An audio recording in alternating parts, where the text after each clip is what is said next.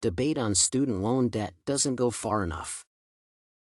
The article called Debate on Student Loan Debt Doesn't Go Far Enough was written by the founder of the website www.forgives2debtloandebt.com, Robert Applebaum, and published on www.thehill.com.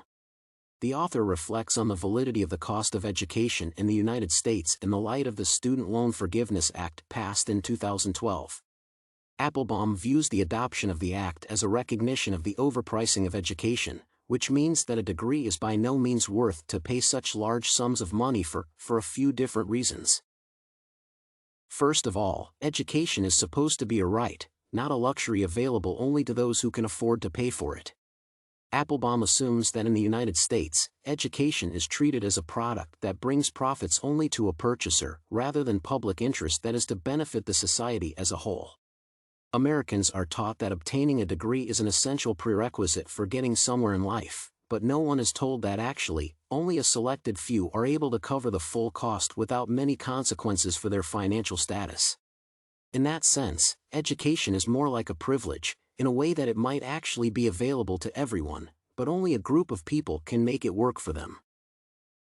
In addition, the author states that tuition rates are grossly inflated in the sense of their correspondence to the expected salaries upon entering the market after graduation. One might find it reasonable to invest in a higher education if there is a guarantee that it will pay off in the future with the opportunity to get a job with a good salary.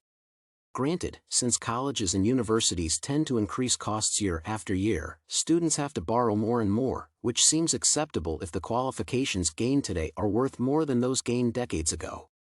Except they are not. Applebaum notes that present-day degrees are worth even less than those before due to the high tuition prices combined with the current state of the job market. That state is defined by the decline in the wages of the middle class over the past decade, which is bad news for those who hope to cover expenses relatively soon after starting to work. Moreover, even if the legitimacy of having proper education is not to be discussed, the country is still left with millions of students who have no other choice than to keep running into debt solely to receive a degree. Applebaum is worried that this tendency might lead to the working class being priced out of public life. Society has never been in a position where a way to function was to be found without those who buy cars, purchase property, set up businesses, and invest in the future. It can become a reality if people graduate from colleges and universities with debts to pay for a lifetime. The article is concluded with a somber forecast from the author. He predicts America is on its way to becoming an oligarchy if this situation is failed to be addressed. Applebaum is certain that the horrifying figure of $1 trillion in student loan debt is only a landmark that signifies how urgently the conversation has to be brought up for discussion. Education should be everyone's opportunity to get access to knowledge with the consequent opportunity to make a living, not an experience that leaves one barely getting by.